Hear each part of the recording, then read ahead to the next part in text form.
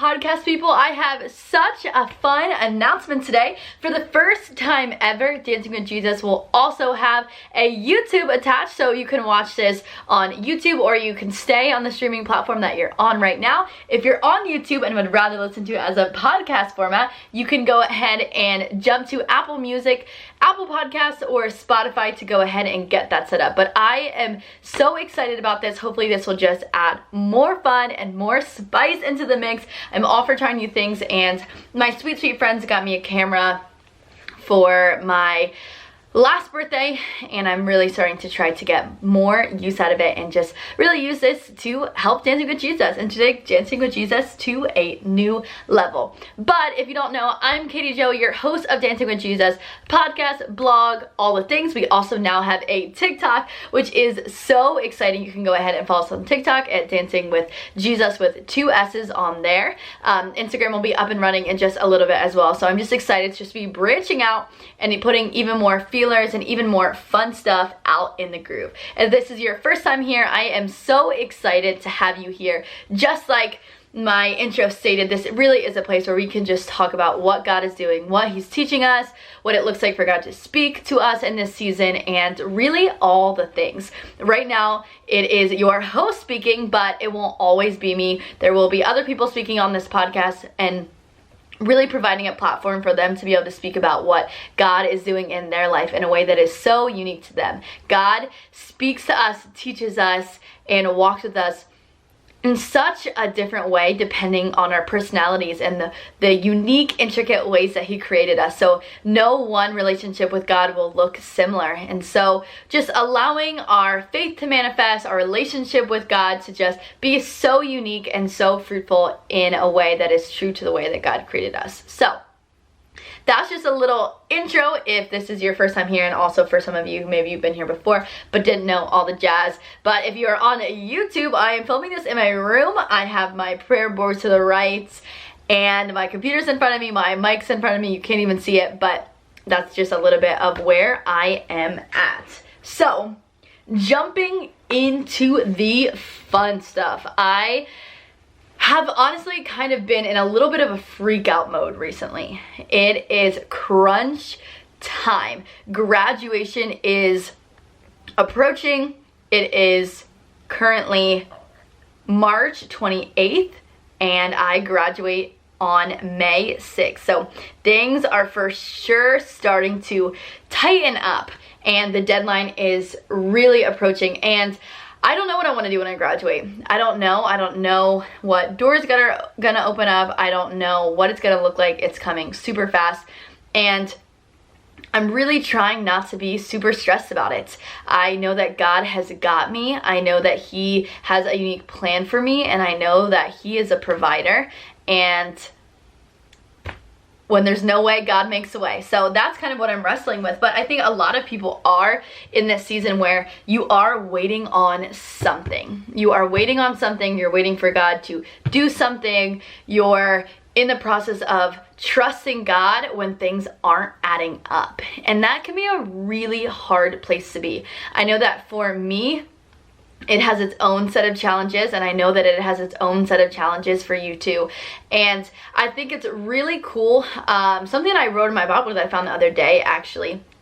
So after all of the stuff happened with Job in the book of Job, this is just a short segment. This isn't exactly what we're talking about, but it just came to mind as I was talking about that. But when we read the book of Job, and Job is in the middle of his response to his friends and just where he's at, we realize that Job's problem at this point he didn't have a faith problem. He knew who God was. He was aware of what God could do. He was aware of the power of God, but he had a hope problem. He had a problem like hoping that things would change. And I think that's so good, because I think a lot of times, like, we do have faith. We have the faith that God can do it. We have so much faith that, God, you can move mountains. You can provide an opportunity. God, you can provide in this way or show up in this way. But we have a hope problem where we don't believe that God will. And truthfully, God might not always. It might be in a way that is totally different than what we are praying for. But we need to hope, because faith is an expectation. So I think that I just thought that that was so good, and that was something that brought me a lot of comfort in this time of just like renewing my hope. And so in the spirit of renewing hope and trusting God even deeper and being able to walk in confidence and in joy and in peace and patience in this season, there are 3 specific stories that I want to talk about in 3 different ways that we can feel in this kind of in between this waiting season, and honestly in what I'm feeling right now. And these are 3 stories that God has used to remind me in this season. And the first one I'm going to talk about is the story of Noah and Noah's Ark, found in the beginning of Genesis. So I'm sure a lot of you guys have heard the story of Noah's Ark, but I'm going to kind of be talking about it from the point of view of what it was like for Noah. So God told Noah that he was going to wipe the earth with a flood and called Noah to build a boat. Now, Noah is building this boat, he's doing this, and the earth has never seen rain yet. You know, water had come up from the ground before, and the earth had never experienced rain. And so the people around him also had never seen rain. And the passage is very specific in stating that God told Noah to build this ark. So he revealed this to Noah, which makes me think that there's a good chance that the only person that God revealed this to was Noah. And I think a lot of times in these waiting seasons, God has revealed to us has revealed something to us. So for me, God has started to give me clips and little snippets and little visions or small words of what things might look like when I graduate. And I'm the only person that God has revealed them to. And so it can be so easy in this season to feel stupid. Sometimes I feel so stupid for what God has put on my heart, or so stupid that I would even believe that God would show up for me in this way. But I'm sure there were times that is how Noah could have felt. He's building this boat. The earth has never seen rain. The people around him are probably like, what is he doing? Why is he building a boat? What? And I'm sure his neighbors were like, okay, what's going on? Like, why is he doing this? And they probably gave him odd looks. And the truth is, when God does speak something to us and he does have a calling, it might look stupid to the people around us. People might not understand, but we have to trust it in that moment that if God is calling us to build a boat, we can trust that it's gonna rain. You know, if God is calling you to work towards something or calling you to do this, that God's word never fails, because he who promises is faithful. So if God is calling us to build a boat, trust that it's going to rain. So the first thing that I would say to sum all of that up is just keep building, keep going, keep trusting in the promise or the word that God has given you, because he is a promise keeper and he is a way maker. So when it seems like it's not going to rain, if God said it's going to rain, it will rain. So rest in that, trust in that, and stand on that, because God is faithful and he will deliver on his promises to us. So that's 1. Trust God. Essentially.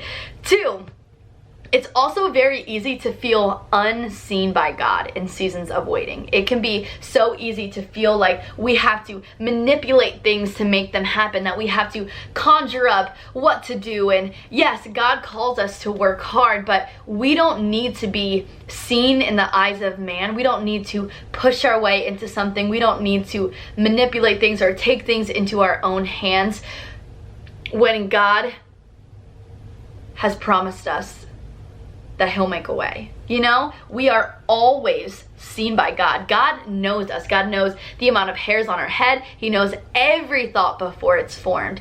And so when we're unseen by man, that doesn't mean that we're unseen by God. And when we're not in the lineup by man, it doesn't mean that we're not in God's lineup. So for this, I'm going to talk about the story of David. When we think about David being anointed to become king, and Samuel coming to the house of Jesse and telling Jesse to line up his sons because he's going to anoint the next king, and Jesse lines up his son, and Samuel says, hey, none of these are who the Lord is anointed, who is going to anoint as king, and do you have any other sons? And Jesse's like, oh wait, yeah, David, he's in the back. And David comes out, and Samuel says, "This is whom the Lord has anointed."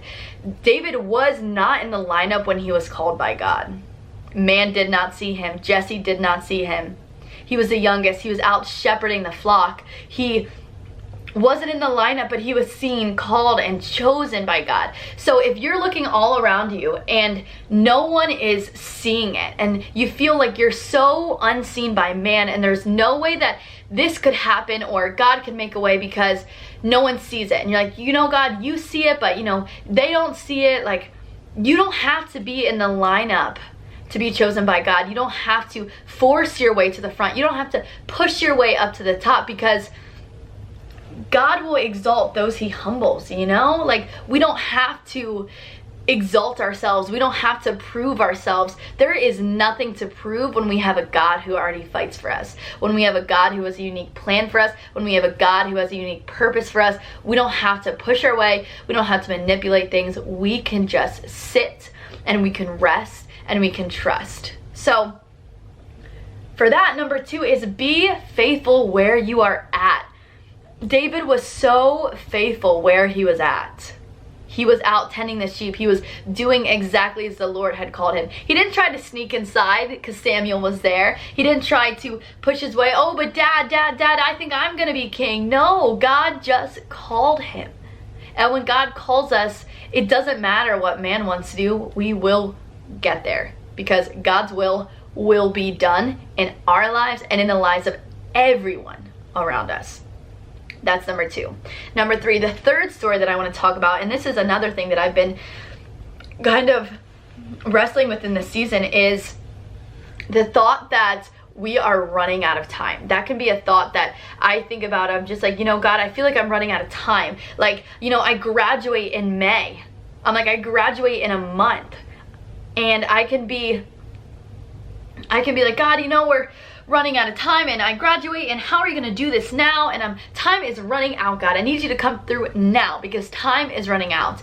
And the truth is, we have a God that specializes in the impossible. We look at scripture cover to cover, and we see of God doing the miraculous, God doing things when things don't make sense. When it seems like time is running out, God makes a way. And in this, I want to talk about the story of Lazarus. So Mary and Martha sent word to Jesus and said, "The one you love is sick." And Lazarus was sick. But by the time Jesus got there, Lazarus had passed away. And Martha says, "Jesus, if you only would have been there, my brother wouldn't have died." Essentially telling Jesus, we ran out of time, Jesus. We missed it. We blew it. You can't come through now. Lazarus is dead.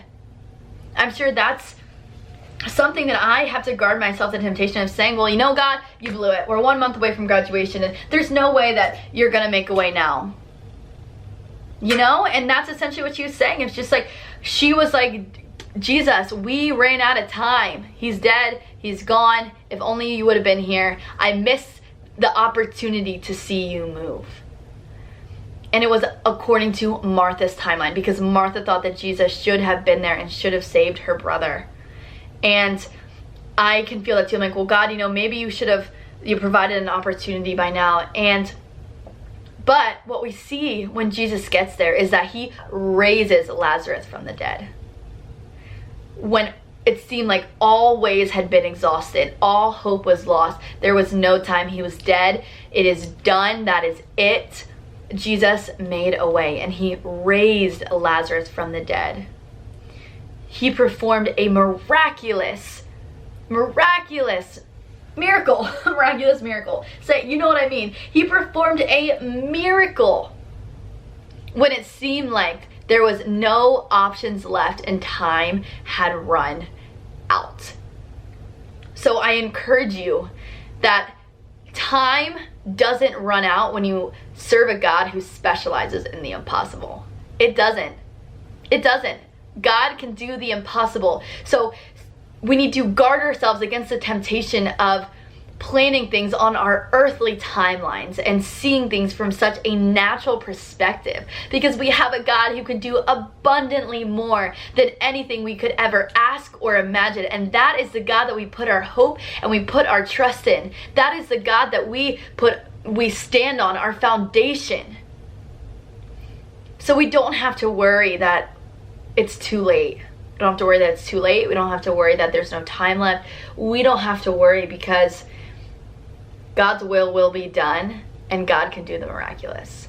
So we can pray boldly. We can wait expectantly. We can guard ourselves from discouragement because we can trust that God is so faithful and can do the impossible. So that is just a little bit of what I am walking through in this season. You know, like I need this podcast just as much as anyone who's listening to it. And these are all things that I'm learning as I navigate this season of waiting. I'm learning what it looks like to wait expectantly. I'm learning what it looks like to trust God when it doesn't add up. I'm learning what it looks like to rest in His love and trust that He is going to send me to the places that I need to go, regardless of what I do, because His will be done, and I am not big enough to get in the way of God's will. And I think God is showing me what it looks like to continue to hope in Him and continuing to trust Him and continue to seek Him wholeheartedly, when truthfully I have no idea what it's gonna look like. And I don't know where you are. I know that you might not know what it looks like, that it might not add up, but you can trust in Him because He is just so faithful. And I know I've said that a lot, but it's the truth. If you get one word out of this whole podcast, is that God is faithful. God is so incredibly faithful, and you can trust Him. I can trust Him. So that's just a little bit of what I'm walking through right now. If you want to pray alongside of me that God would just show up in a supernatural way and just do what God does best, which is specialize in the impossible, I would love that. I can't wait to just join back in. If you have any questions or any comments at all, you can go ahead and email me at katiejotanzi@dancingwithjesus.blog. That is my email. And then we also have some new platforms. So if you're on the podcast, go ahead and check us out on YouTube. If you're watching us on YouTube, check us out on the podcast. We also do have a TikTok, so check out some of my TikToks. I talked about a little bit of this in some of my TikToks. So check us out on TikTok, and I can't wait to catch y'all back for another episode. Love you so much.